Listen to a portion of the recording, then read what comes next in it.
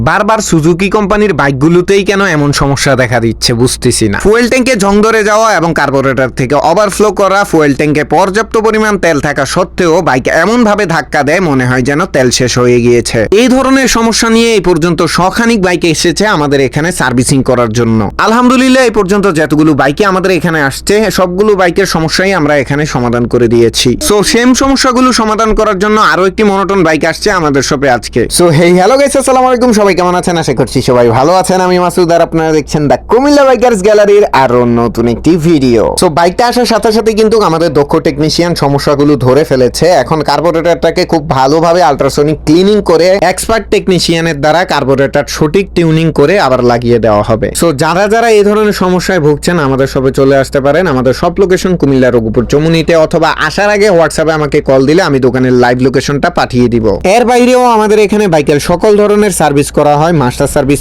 থেকে শুরু করে বাইকের অন্যান্য সমস্যাও সমাধান করা হয়। এছাড়া বাইক সার্ভিসিং এর বিভিন্ন ভিডিও আমাদের এই পেজে পেয়ে যাবেন। যাদের যে সমস্যা খুঁজে নিয়ে চলে আসবেন আমাদের এখানে, ইনশাল্লাহ সমাধান হয়ে যাবে। তো আজকের ভিডিও এই পর্যন্তই। সবাই ভালো থাকবেন, সুস্থ থাকবেন। আল্লাহ হাফেজ।